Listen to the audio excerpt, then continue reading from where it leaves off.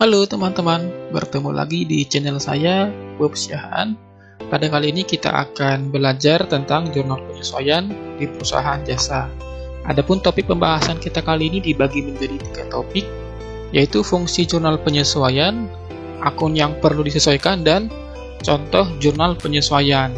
Adapun contoh jurnal penyesuaian yang akan kita gunakan nanti, itu bersumber dari soal yang sebelumnya. Jadi teman-teman yang belum menonton video sebelumnya, agar ditonton terlebih dahulu, ketika nanti masuk ke jurnal penyesuaian sudah nyambung. Namun sebelum kita lanjut, jangan lupa di subscribe, di share, dan komen ya teman-teman terkait dengan jurnal penyesuaian pada perusahaan jasa. Nah, kita ke video yang pertama, yaitu fungsi jurnal penyesuaian. Nah, yang pertama yaitu supaya akun nominal, yakni akun pendapatan dan beban, bisa diakui di suatu periode serta menunjukkan situasi yang sesungguhnya. Nah, yang kedua adalah menghitung perkiraan nominal yang sebenarnya dalam periode terkait. Nah, yang ketiga menetapkan saldo catatan pada akun buku besar di akhir periode, sehingga perkiraan saldo kewajiban dan harta menunjukkan jumlah sesungguhnya. Sedangkan yang terakhir adalah supaya di akhir periode akun real yang berupa harta, kewajiban, serta modal menampakkan situasi sebenarnya. Jadi itu ada keempat ya, secara umum fungsi jurnal penyesuaian. Namun yang jadi pertanyaannya, akun-akun apa saja yang perlu disesuaikan. Jadi ada 5 ya teman-teman akun yang perlu disesuaikan. Kita akan bahas satu persatu. Yang pertama, akun perlengkapan. Nah, akun perlengkapan dilakukan penyesuaian karena ada pemakaian. Jadi nanti biasanya sisa perlengkapan di akhir periode. Nah, ada kalimat seperti itu sehingga kita perlu melakukan jurnal penyesuaian. Nah, ini ada 2 metode teman-teman. Jadi teman-teman bebas memilih metode mana yang mau digunakan. Terkait dengan metode ini, teman-teman bisa lihat di link atas ada saya cantumkan nanti apa arti dari pendekatan neraca ataupun pendekatan laba rugi.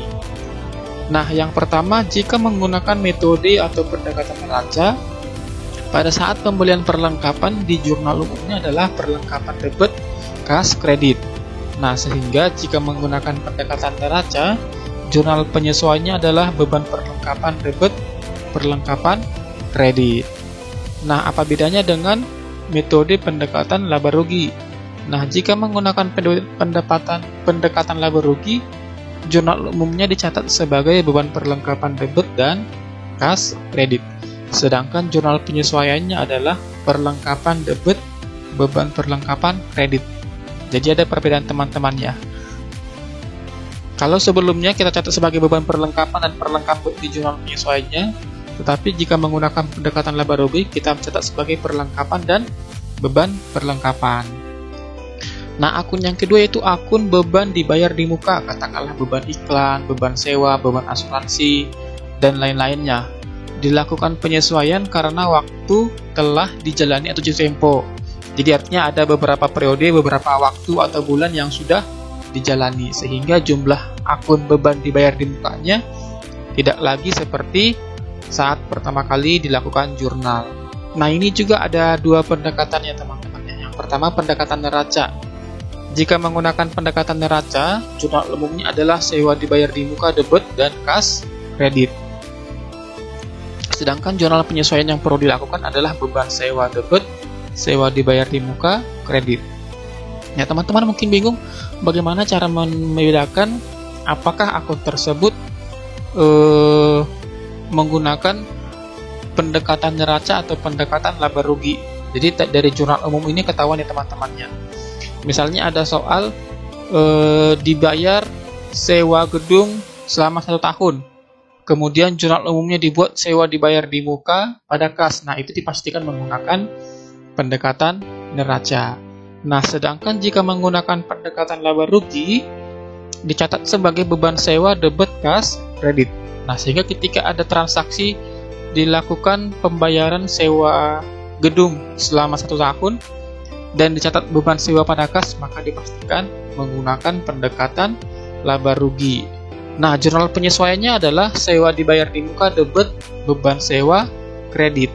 Artinya dari beban sewa yang dibayar di muka ini sudah ada beban sewa yang muncul sebanyak jumlah yang telah digunakan.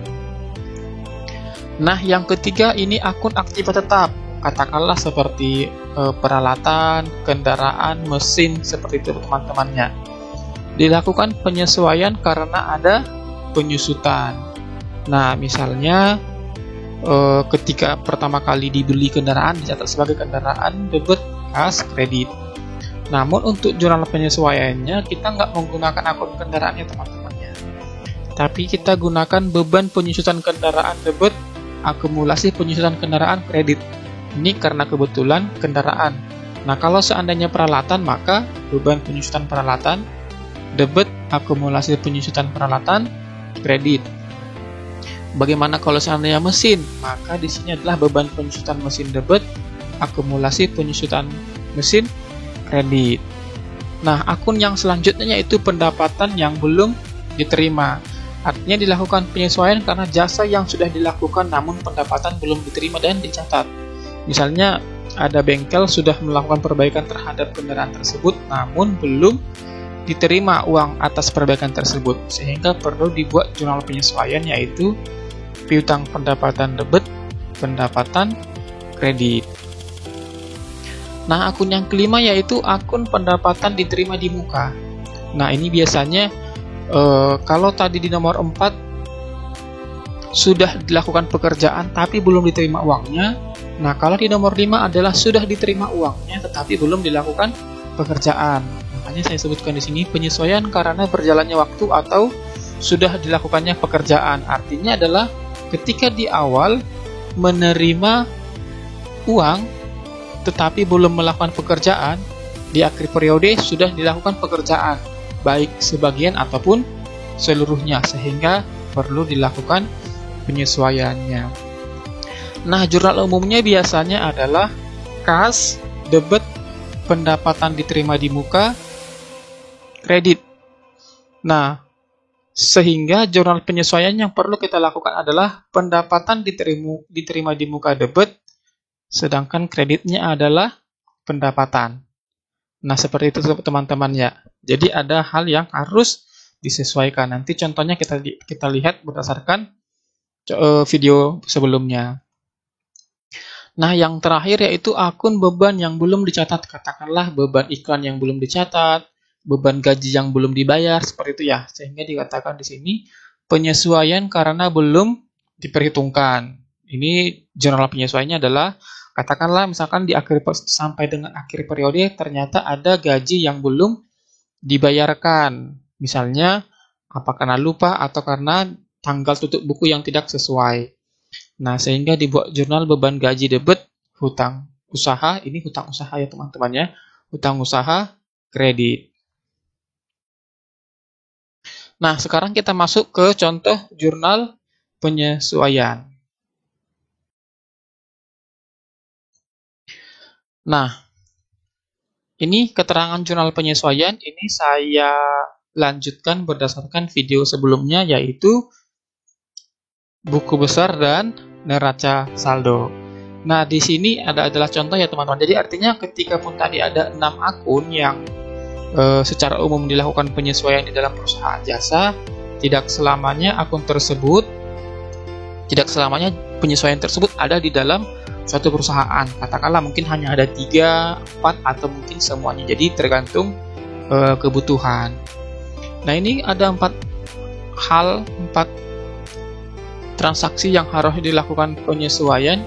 Yang pertama yaitu penyusutan peralatan dan kendaraan disusutkan masing-masing 500.000 dan 450.000.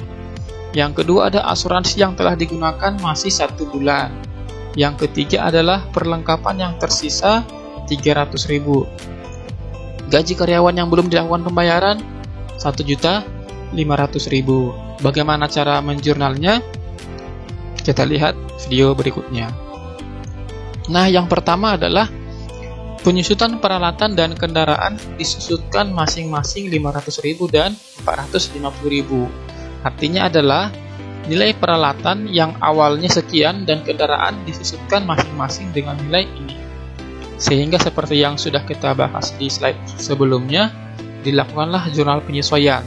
Ini formatnya seperti ini teman-teman, ini tanggal, keterangan, nomor referensi, debit, kredit. Jadi teman-teman pasti udah ingat ya format jurnal seperti ini. Nah, tanggalnya tanggal 31 karena di akhir periode dilakukan penyesuaian. Beban penyusutan peralatan 500.000, beban penyusutan kendaraan 450.000, sedangkan kreditnya adalah akumulasi penyusutan peralatan 500.000, akumulasi penyusutan kendaraan 450.000. Nah, angka ini langsung diperoleh dari sini ya.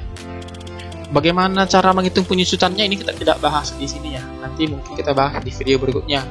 Jadi kita hanya asumsikan perusahaan sudah menghitung penyusutan dengan metode masing-masing, kita hanya menggunakan angka yang sudah dicantumkan di sini. Nah, penyesuaian yang kedua adalah asuransi yang telah digunakan masih 1 bulan. Nah, kalau kita lihat di jurnal umum sebelumnya, ini ada linknya saya cantumkan di sini. Asuransi dibayar di muka itu adalah 1.200.000 untuk 1 tahun. Nah, berarti ketika sudah di akhir bulan, dipastikan bahwa asuransi dibayar di mukanya tidak lagi 1 tahun, tetapi tersisa 11 bulan. Nah, untuk itu kita lakukan jurnal penyesuaiannya.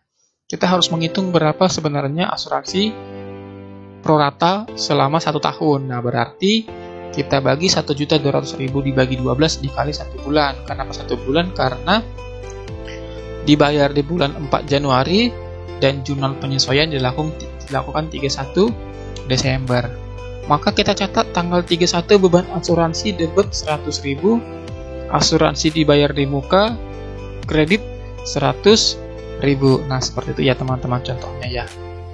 Ini asuransi. Jadi kalau seandainya ada iklan dibayar di muka atau beban sewa dibayar di muka, sama ya teman-temannya. Jadi sini adalah beban X, beban asuransi, beban iklan atau beban sewa seperti itu ya. Nah, kalau di sini adalah asuransi dibayar di muka, iklan dibayar di muka, dan lain-lain. Selanjutnya perlengkapan yang tersisa 300.000. Nah, jadi teman-teman di sini banyak yang salah ya, salah mengartikan.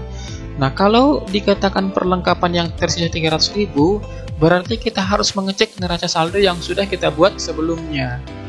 Nah, di neraca saldo kita temui akun 113 perlengkapan debitnya 500.000. Sedangkan soalnya dikatakan perlengkapan yang tersisa 300.000. Artinya apa? Di neraca saldo setelah dilakukan penyesuaian, saldo perlengkapan harus 300.000, sehingga dilakukan penyesuaian pengurangan sebesar 200.000. Nah, sehingga kita buat jurnal tanggal 31 beban perlengkapan 200.000, perlengkapan 200.000. Nah, jadi sekali lagi yang diisi di sini bukan 300.000 ya, tapi 200.000. Kecuali disebutkan perlengkapan yang digunakan selama bulan berjalan adalah 300.000, barulah 300.000-nya kita isi di sini. Jadi harus dibedakan ya antara perlengkapan yang tersisa dengan perlengkapan yang digunakan. Jadi harus jelas supaya nanti tidak salah. Nah, yang terakhir jurnal penyesuaiannya adalah gaji karyawan yang belum dilakukan pembayaran sebesar 1.500.000. Artinya apa? Ada gaji yang belum dilakukan pembayaran. Nah, untuk itu berarti perusahaan masih mempunyai hutang kepada karyawan. Maka kita catatkan beban gaji 1.500.000, hutang usaha 1.500.000. Ini tergantung kebijakan perusahaannya, baik mau dibuat hutang usaha atau hutang gaji, bebas aja. Yang penting dia adalah masuk ke klasifikasi hutang. Nah, kalau seandainya di neraca saldo ada hutang gaji, maka kita masukkan ke hutang gaji. Kalau tidak, masukkan hutang usaha, tergantung kebijakan perusahaan ya teman-temannya. Nah, kalau kita rangkum jurnal penyesuaiannya adalah seperti ini ya teman-teman. Ketika ada tugas tidak dibuat satu persatu ya seperti ini. Seperti ini, bukan seperti ini, tapi akan dibuat jurnal gabungan. Ini contohnya. Nah, kalau kita lihat adalah cara menyusunnya adalah PO Bob, nama perusahaannya, kemudian jenis jurnalnya, jurnal penyesuaian, dan periode 31 Januari 2021. Nah, tanggal keterangan referensi debit kredit nggak boleh lupa ya. Nah, kalau kita gabungkan, kita catat di sini. Beban penyusunan peralatan 500.000, beban penyusunan kendaraan 450.000, masing-masing kreditnya adalah akumulasi penyusutan.